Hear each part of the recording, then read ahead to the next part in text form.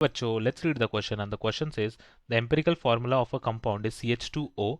If 0.0833 moles of the compound contains 1 gram of hydrogen, then its molecular formula should be. तो हमें बताना है कि इसका molecular formula क्या होगा. तो यहाँ पर की concept जो लगने वाला है वो लग जाएगा मोल concept का.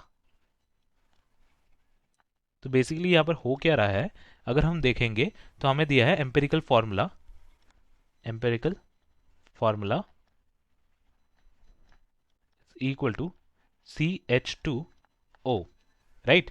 Then what we can say, since हमें पता नहीं है कितना मोल्स है, तो ये क्या है, इसका बेसिक यूनिट है.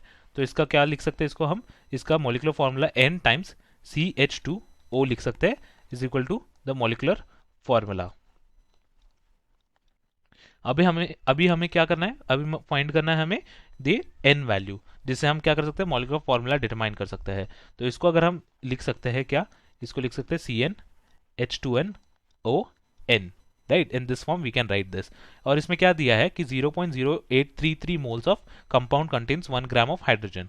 इसका मतलब ये है कि 2n multiplied by the number of moles, क्योंकि हाइड्रोजन की बात कर रहे हैं, so 2n multiplied by number of moles कितने हैं इसका, 0.0833 मोल्स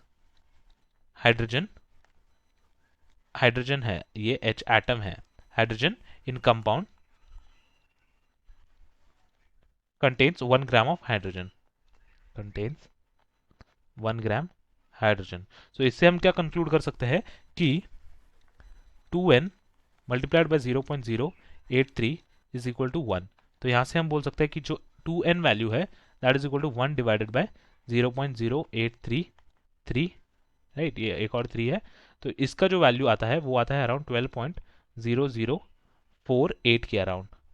तो इसको हम क्या बोल सकते हैं, nearly equivalent to 12, right. So this value is nearly equivalent to 12. और 2n का वैल्यू क्या है, 12 आया, तो हम इससे हम बोल सकते हैं कि n का वैल्यू जो हो जाएगा वो हो जाएगा 12 divided by 2 which is equal to 6. तो n का वैल्यू 6 आने पर हम क्या कर सकते हैं, n का वैल्यू जो यहाँ पे है उसको हम 6 सब्सटीट्यूट करेंगे तो हम मिल जाएगा. तो यहाँ पर n वैल्यू 6 सब्सटीट्यूट करके ये हो जाएगा C6H2 into 6 that is 12O6.